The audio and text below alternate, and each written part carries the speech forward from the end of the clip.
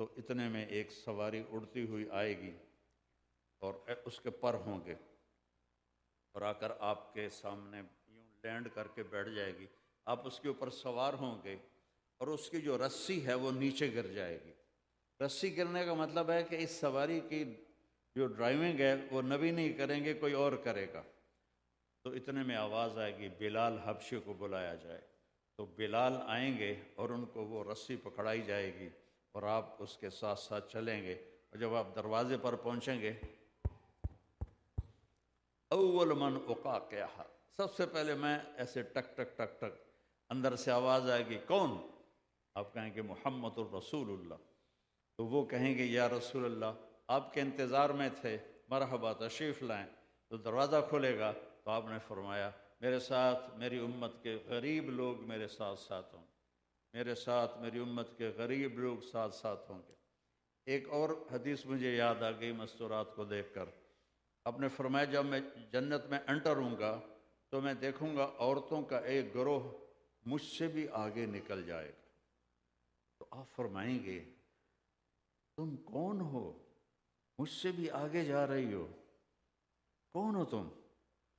وہ کہیں گے یا رسول اللہ ہم وہ ہیں جو جوانی میں بیوہ ہو گئیں یا طلاق ہو گئی، اولاد کی خاطر دوسری شادی نہ کی، انہی کی پرورش کرتے کرتے کرتے ہماری زندگی بیت گئی۔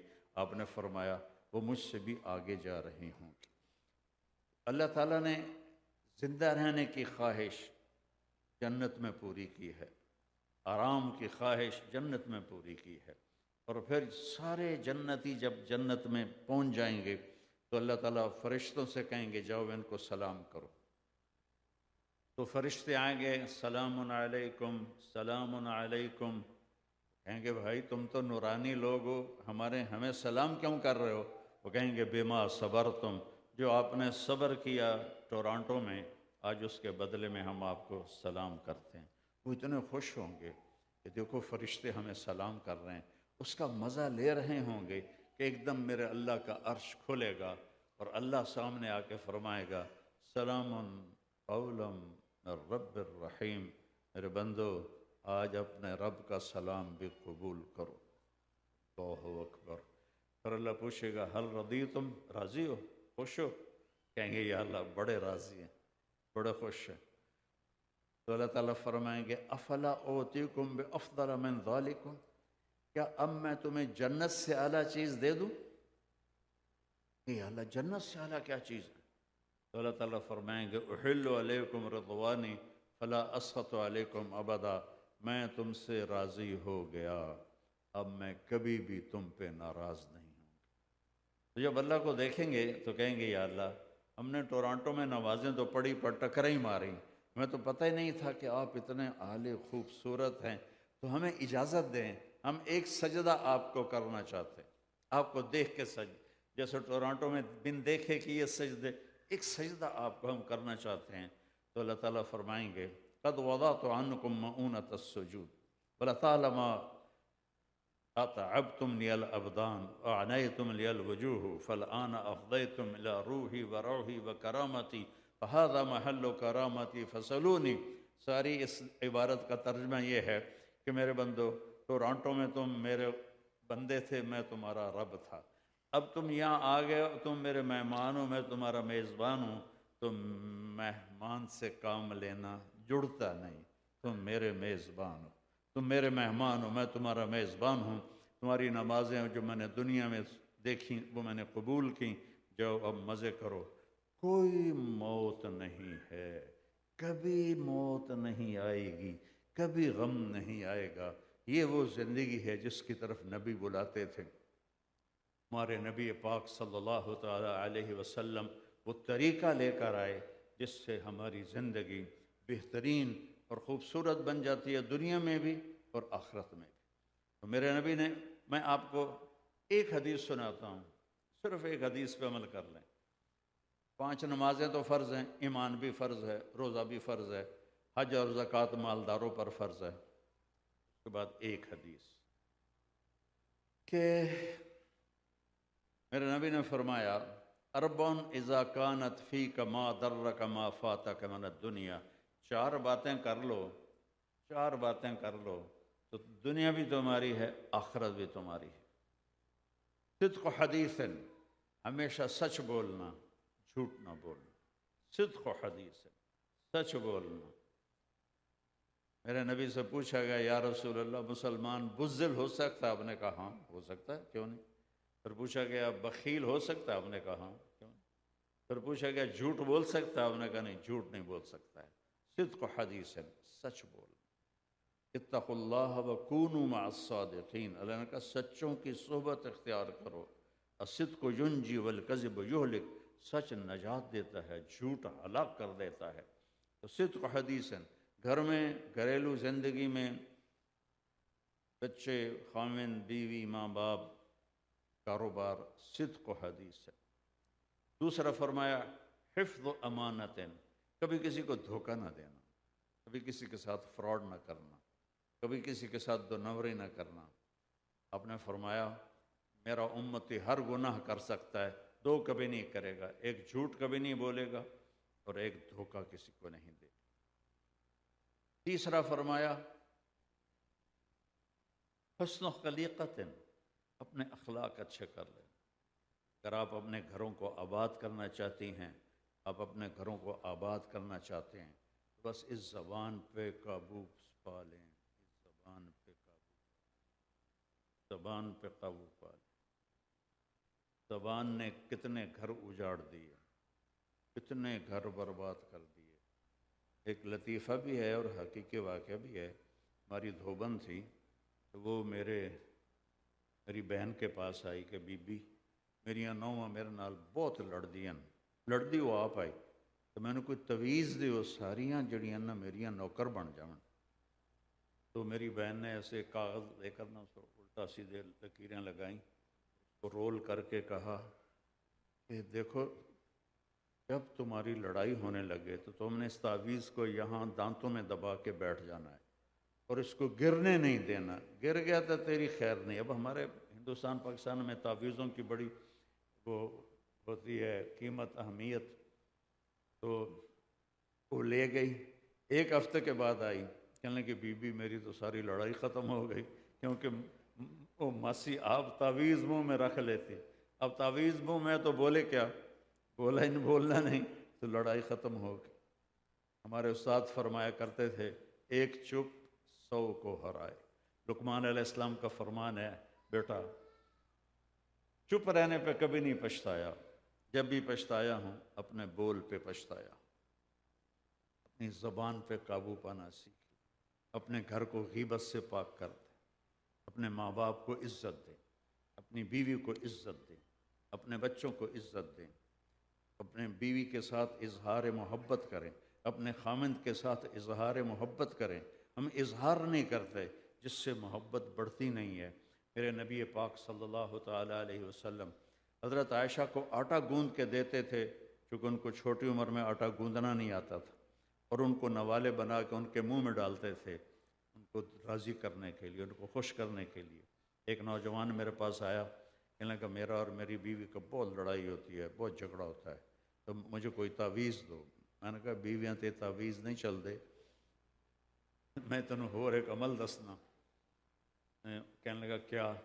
میں نے کہا تم ایسا کرو کہ جب کھانے پر بیٹھو نا 2-3 لقمے اپنے ہاتھ سے بنا کے اس کے منہ میں ڈال دیا کرو۔ کہ یہ کیا ہے؟ میں نے کہا یہ سنت ہے اللہ کے نبی کی، محبت کو بڑھانے کے لیے، محبت کا اظہار ضروری ہے، ضروری ہے۔ کوئی 2 ہفتے بعد اس کا فون آیا ویسے ہی، تو میں نے پوچھا وہ میرے والا کام کیا تھا؟ کہنے لگا نہیں۔ میں نے کہا کیوں؟ کہنے لگا شرم آتی۔ میں نے کہا لڑتے ہوئے شرم نہیں آتی؟ عورت کو اللہ نے کمزور پیدا کیا تو اس سے لڑتے ہوئے شرم نہیں آتی؟ یہ تو نبی کا طریقہ ہے، اس پہ جاؤ کھانا کھاؤ، کھانے کا دوپہر کا ٹائم تھا، اب مجھے واپس فون کرو کہ پھر کیا ہوا۔ تو تھوڑی دیر بعد اس کا فون آیا کہ مولانا صاحب کام ہی بڑا عجیب ہو گیا، میں نے لقمہ اٹھا کے اس کے منہ میں ڈالا تو اس کا منہ وہیں کھلا رہ گیا ایسے۔ وہ کہنے لگی یہ تمہیں کس نے سکھایا ہے؟ تم خود تو نہیں کر سکتے؟ تو اس نے کہا مجھے مولوی طارق جمیل نے سکھایا ہے، کہا اللہ ایسے جھولی اٹھا لی، اللہ اس کا بھلا کرے، اس کے بچوں کا بھلا کرے جس نے تمہیں انسانیت سکھائی۔ ہماری راجپوتوں میں ایک شاخ ہے رنگڑ، بڑے اکھڑ ہوتے ہیں، تو ایک میرے دوست تھے میرے ساتھ جماعت میں چلتے تھے، میں نے ان کے گھر فون کیا، ان کی بیگم نے اٹھایا، تو میں نے کہا صدیق صاحب ہیں؟ کہا جی وہ نہیں ہیں، باہر ہیں۔ میں نے کہا اچھا پھر بتا دینا، مجھے کال کر لیں گے۔ تو کچھ دیر بعد وہ ان کی کال آئی کہ ملاقات ہوئی، کچھ دنوں بعد ملاقات ہوئی، مجھ سے کہنے لگے مولانا صاحب بڑا عجیب ہوا کہ میں جب گھر میں آیا تو میری بیگم نے کہا وہ تھارے مولوی کا فون آیا تھا، رنگڑی زبان میں تھارے مولوی کا فون آیا تھا۔ میں نے کہا کون سا مولوی؟ کہ وہی جس نے تمہیں رنگڑ سے انسان بنا دیا۔ تو کہنے لگے کہ میں نے کہا میں پہلے انسان نہیں تھا؟ کہا نہیں۔ کہا کیسے؟ کہتے ہیں بتا ہماری شادی کو کتنے سال ہو گئے؟ میں نے کہا 27 سال۔ کبھی 27 سال میں ایک دفعہ ہنس کے میرے ساتھ بولا ہے؟ ایک دفعہ بتا دے کہ 27 سال میں تو کبھی ہنس کے بولا ہو۔ کہنے لگا میں سر کھجانے لگا، میں نے کہا واقعی میں تو کبھی نہیں بولا ہوں۔ کہ اس نے تجھے انسان بنایا ہے، تجھے ہنسنا سکھایا ہے۔ میرا نبی باہر دائم الفکرہ طویل الاحزان، دائم الفکرہ، میرے نبی باہر غمگین فکر میں ڈوبے ہوئے، گھر سے باہر۔ جب گھر کے اندر آتے ضحاکن بسامن، مسکراتے تھے، ہنستے تھے، اپنے گھر والوں کو روزانہ فجر کی نماز کے بعد چکر لگاتے تھے، سب کا حال پوچھتے تھے، اور پھر عصر کے بعد دوسرا چکر لگاتے اور سب کا حال پوچھتے تھے، پھر مغرب کے بعد ساری بیگمات کو ایک جس گھر میں باری ہوتی تھی اس میں بلا کر سب سے ان کا حال پوچھتے تھے، اور پھر جس کی باری ہوتی تھی اس کے گھر آپ قیام فرماتے تھے۔ تو حسن و خلیقت، سب سے اخلاق کی حقدار آپ کے والدین ہیں، آپ کی بیوی ہے، آپ کے بچے ہیں۔ ہمارا ہندوستانی پاکستانی معاشرہ ہے، جوائنٹ فیملی سسٹم ہوتا ہے، تو ساس بہو ایک دو کانٹے دار ہیں پودے جو آپس میں کھہ بڑھ کر کھیا کرتے ہی رہتے ہیں، تو یہ زبان پہ قابو پال، چپ رہنا سیکھ لیں، زبان سے غیبت نہ ہو، گلہ نہ ہو، شکوہ نہ ہو، گالی گلوچ نہ ہو، اپنی آواز کو دبا لیں، اللہ آپ کو اونچا کر دے گا۔ میرے نبی کا فرمان ہے معاذ تمہیں سارے دین کا خلاصہ بتاؤں؟ انہوں نے کہا جی بتائیں۔ تو مجھے دیکھیں سارے، آپ بھی ابھی دیکھیں۔ تو آپ نے یہ اس طرح کینچی بنائی 2 انگلیوں کی، پھر اپنی زبان باہر نکالی، پھر اس کو ایسے پکڑا، معاذ یہ زبان کاٹ دے۔ کیا مطلب ہے؟ کینچی سے کاٹ دے؟ اس زبان پہ قابو پا لے۔ اس زبان نے گھر برباد کر دیے، خاندان برباد کر دیے، قومیں برباد کر دیں۔ اللہ کی قسم اس زبان میں وہ مٹھاس ہے کہ پوری دنیا کے شہد میں وہ مٹھاس نہیں، اور اس میں وہ کڑواہٹ ہے کہ پوری دنیا کے زہر میں اتنی کڑواہٹ نہیں ہے۔ حسن و خلیقت، اپنے اخلاق اچھے کر لو، دب جاؤ، سہ جاؤ، پی جاؤ، پی جا ایام کی تلخی کو بھی ہنس کے، ناصر غم کو سہنے میں بھی قدرت نے مزہ رکھا ہے۔ اور چوتھا فرمایا عفت فی طعمت، رزق حلال کماؤ، رزق حلال کماؤ، رزق حلال کماؤ۔ حرام زیادہ آتا ہے، حلال کم آتا ہے۔ اللہ نے قرآن میں بھی کہہ دیا ہے قُلْ لَا يَسْتَوِي الْخَبِيثُ وَالطَّيِّبُ وَلَوْ أَعْجَبَتْكُمْ كَثْرَةُ الْخَبِيثِ، کہ دیکھو حلال اور حرام برابر نہیں ہیں، اگرچہ حرام کی کمائی تمہیں زیادہ نظر آتی ہے، اچھی نظر آتی ہے، لیکن حلال کی کمائی میں جو صبح سے شام تک تھک جاتا ہے اس کے اس دن کے سارے گناہ معاف ہو جاتے ہیں۔ ایک جگہ تھے، بڑی پورے 1972 کی بات، ایک شیشہ وطنی ہمارے قریب تھا، وہاں ایک بڑے اللہ والے تھے مولانا عبداللطیف صاحب، ان سے ہماری جماعت ملنے گئی تو 2 صاحب آئے، تو ایک تو میرا بالکل سما گیا میری نظروں میں، دوسرا یاد نہیں۔ انہوں نے خاکی کرتا، خاکی شلوار، خاکی ٹوپی اور بڑی اینک تھی. تو وہ ان کے ایکشن کی وجہ سے مجھے یاد رہ گئے. کہنے لگے حضرت جی دعا کرو اللہ رزق دے تے بہتا سارا دے. کیوں انہوں نے ہاتھ پھیلائے، اس لیے وہ میری نظروں میں ایسے سما گئے. پھر کہنے لگے اچھا وہ خاموش رہے. پھر کہنے لگے حضرت جی دعا کرو اللہ رزق حلال دے تے بہتا سارا دے. تو دوسری دفعہ انہوں نے کہا حلال تا تھوڑا ہی لبو، حلال تا تھوڑا ہی لبو. تو رزق حلال کمانے سے وہ گناہ معاف ہوتے ہیں جو نوافل سے بھی معاف نہیں ہوتے. یہ چند 4 باتیں ہیں، فرائض ہیں. کسی پر زیادتی ہو جائے معافی مانگو، کوئی زیادتی کر کے معافی مانگنے معاف کرو، معاف کرنے میں جلدی کرو، معافی مانگنے میں جلدی کرو. اپنی اولاد کو ٹائم دو. آپ ایسے ماحول میں ہیں اگر آپ نے اپنی اولاد کو ٹائم نہ دیا، ڈبل جابیں، خامد کی 2 جابیں ہیں، ساتھ بیوی بھی جاب کر رہی ہے، تو یہ اولاد آپ کے ہاتھوں سے نکل جائے گی اور یہ ہو سکتا ہے اسلام سے ہی نکل جائے. اپنے وقت، میں یہ نہیں کہتا ہوں کہ اولاد کو ٹائم دے کر ان کو نصیحت کرو، ان کے ساتھ بیٹھو، ان سے محبت اور پیار کی بات کرو. جب ساری فیملی بیٹھے تو فون آف کر دو. بیوی بات کر رہی ہوتی ہے، خامد کا فون ٹن ٹن کرتا ہے، وہ سننے لگ جاتا ہے، بیوی کا دل کھٹا ہو جاتا ہے. ایسے بھی انسانی مزاج کے خلاف ہے. خامد بات کر رہا ہوتا ہے، بیوی کا فون بج جاتا ہے، وہ فون سننے لگ جاتی ہے، خامد کا دل خراب ہوتا ہے. بچہ آتا ہے ماں سے بات کرنے اور ماں کوئی ڈرامہ دیکھ رہی ہوتی ہے، وہ کہتا ہے اماں، وہ کہتا ہے ہاں کہ میری بات تو سنو. کہ میں سن رہی ہوں، بولو. کانوں سے سننا کہ آنکھوں سے؟ کہتا ہے میری ضروری بات ہے. کہ چل دفعہ ہو جا، بعد میں آنا. اس نے بچے کو ذبح کر دیا، بچے کو ذبح کر دیا. میرے نبی اکرموا اولادکم، اولاد کو عزت دو. آپ کیسی عزت دیتے تھے؟ حضرت فاطمہ رضی اللہ تعالیٰ عنہ جب آپ کے گھر آتی اور یہ دیوار میرے نبی کی آنا جانا ہر وقت تھا، تو جو آپ کرسی پر بیٹھے ہوئے ہیں یا آپ چارپائی پر بیٹھے ہوئے ہیں، ایک کرسی میرے نبی کے گھر میں تھی، کہ آپ زمین پر بیٹھے ہوئے ہیں تو آپ ایک دم کھڑے ہو جاتے تھے، اور کھڑے ہو کر وہیں نہیں کھڑے رہتے تھے، ایسے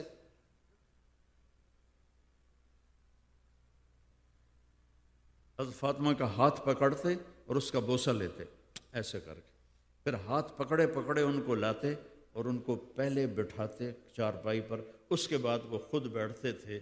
یہ آپ نے اپنی بیٹی کو عزت دے کے دکھایا. ہمارے یہاں تو کس بیٹی پیدا ہو جائے تو رونے لگ جاتے ہیں، اور اس بیچاری کے اوپر ایک چند سال کی بات ہے، ایک نوجوان خوبصورت بچی کہا جی مجھے طلاق ہو گئی ہے. میں نے کہا کیوں؟ کہا وہ پہلی بیٹی پیدا ہوئی تو میری ساس نے کہا یہ منحوس ہے، انہوں طلاق دی. اللہ کے نبی یوں اپنی بیٹی کی عزت فرماتے تھے. تو یہ چند چیزیں ہیں میں نے آپ کو مختصر بتائی ہیں. ان میں پھر کبھی کوئی گڑبڑ ہو جائے تو یا اللہ معاف کر دے تو اللہ معاف کر دیتا ہے. لو بلغت الذنوب عنان السماء، اتنے گناہ کر کے آسمان کی چھت کو چلے جائیں، پھر ایک دفعہ کہنا یا اللہ معاف کر دو، اللہ کہتا میں ساری معاف کر دوں گا، ولا ابالی، مجھے کوئی پرواہ نہیں ہے. تو میرے عزیزو، آپ ایک ایسے دیس میں رہ رہے ہو، اگر آپ نے اپنی اولاد کو ٹائم نہ دیا تو وہ دہریے ہو جائیں گے، وہ اسلام سے باغی ہو جائیں گے، وہ اسلام کو چھوڑ دیں گے. ہمارے ملکوں میں، اسلامی ملکوں میں وہ بدماش بن جائیں گے، نافرمان بن جائیں گے، اسلام نہیں چھوڑیں گے. لیکن یہاں یہ ہے کہ وہ اسلام چھوڑ دیں گے. تو اپنی اولاد کو ٹائم دیں، ان کے ساتھ بیٹھیں، ان کی سنیں، غور سے سنیں ان کی، اور ان کو عزت دیں، ان کو احترام دیں، تو پھر وہ انشاءاللہ آپ کے ساتھ جڑیں گے، آپ کے بنیں گے، آپ سے محبت کریں گے. ہم تو اولاد کو ٹائم نہیں دیتے، پھر کہتے ہیں ہمارے مانتے نہیں، اولاد نافرمان ہو گئی ہے. ان کو ٹائم دینے سے اولاد فرما بردار ہوگی اور آپ کی آگے زندگی اچھی گزرے گی. تو دوسرا میں آپ حضرات سے کہتا ہوں کہ دیکھو آپ لوگ اگر یہاں کے پاسپورٹ ہولڈر ہو تو یہیں اپنی انویسٹمنٹ کرو، انڈیا پاکستان میں مت کرو۔ وہاں اتنی دو نمبری ہے کہ تمہارے آنے سے پہلے پہلے کاغذ بھی بن جائیں گے اور جائیداد پہ قبضہ بھی ہو جائے گا۔ یہاں خرچ کرو۔ جو تمہارے بچے یہاں پیدا ہوئے ہیں وہ پاکستان نہیں جائیں گے، وہ ہندوستان نہیں جائیں گے۔ ایک پٹھان کا خرگوش گم ہو گیا تو لوگوں نے کہا خان صاحب آپ کا تو خرگوش گم ہو گیا۔ کہا خوچا کوئی بات نہیں، اس کو نسوار کھلاتا ہوں، جب اس کو طلب ہوگی تو بھاگ کے میرے پاس ہی آئے گا۔ وہ نسوار کا عادی بن گیا ہے، تو وہ کینیڈا کی نسوار لگی ہوئی ہے جو نسل یہاں پیدا ہوئی ہے، یہ واپس نہیں جائیں گے۔ تو یہاں ان کو اچھی تعلیم دو، ان کو صرف کاروبار میں نہ لگاؤ، کسی جاب میں نہ لگاؤ، ان کو اچھی تعلیم دو، اس کے لیے اپنے ادارے بناؤ، اس کے لیے ان کو تیار کرو کہ وہ حکومتی جابز میں جائیں اور وہ اس میں اپنی کارکردگی دکھائیں سچائی کے ساتھ، دیانتداری کے ساتھ۔ تو زکوٰۃ بھی اور صدقات بھی اگر وہاں ضرورت ہے تو وہاں دو، لیکن جہاں بھی بہت غریب لوگ ہیں، یہاں بھی بہت مسکین لوگ ہیں اور جو غیر مسلم ہیں ان سے سلام دعا رکھو، ان کو ہدیے بھیجا کرو، ان کو کھانا بھیجا کرو، ان کو فروٹ بھیجا کرو۔ تو وہ بیچارے اکیلے رہتے ہیں، کوئی پوچھنے والا نہیں ہوتا، اور آپ بھی برابر میں جو رہنے والا ہے کبھی اس کو پوچھتے ہی نہیں کہ یہ کون ہے، کس حال میں ہے۔ تو اگر آپ تھوڑا سا یہ کر لیں گے میرے نبی کی سنت پہ عمل، تو انشاءاللہ بہت پتہ نہیں کتنے لوگوں کے لیے اسلام کا دروازہ کھل جائے گا۔ تو اس کے لیے تبلیغ کا کام ہے کہ آپ ایک مہینے میں 3 دن جماعت میں لگا لیا کریں۔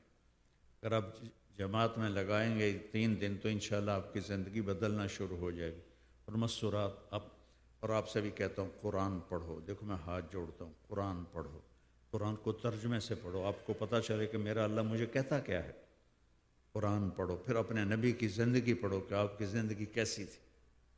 آپ نے ایسی زندگی گزاری ہے کہ ہر دور میں اس زندگی پہ عمل کیا جا سکتا ہے۔ قرآن کی صرف تلاوت نہیں، ترجمے سے پڑھو کہ میرا اللہ کہتا کیا ہے۔ بہت مصروف ہو تو قرآن میں 89 دفعہ آیا ہے یا ایھا الذین آمنو، 1 کم 90، یا ایھا الذین آمنو۔ وہ پڑھ لو کہ اللہ مجھے کہہ رہا ہے، اتنا ہی پڑھ لو کہ اللہ کیا کہنا چاہتا ہے، تو آپ کو راستہ ملے گا، زندگی ملے گی، اس کے سوا اور کہیں زندگی نہیں مل سکتی۔ آپس میں کوئی لڑے ہوئے ہو معاف کر دو، آپس میں کوئی جھگڑا نفرت ہے معاف کر دو۔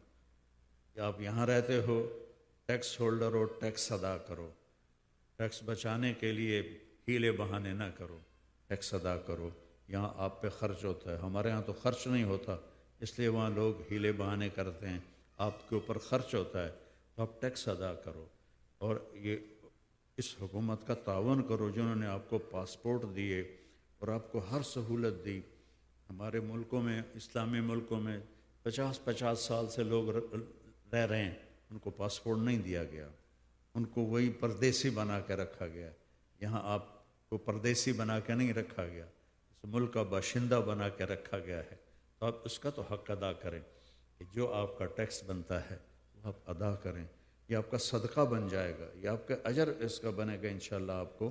تو اور اس کا بڑا اچھا اثر پڑے گا آپ کے ماحول میں۔ اور یہ نوجوان ہیں، یہاں کی لڑکیوں سے اس لیے شادی نہ کرو کہ مجھے ویزا مجھے یہاں رہنے کی وہ پرمٹ مل جائے اور مجھے پاسپورٹ مل جائے، یہ دھوکہ ہے، یہ فراڈ ہے، یہ نہ کرو۔ یہ کسی کے گھر کو اجاڑنا اور اسلام کو بدنام کرنا، یہ نہ کرو۔ دلی میں تقسیم سے پہلے ایک وہ رہتا تھا جیب کترا، تو اس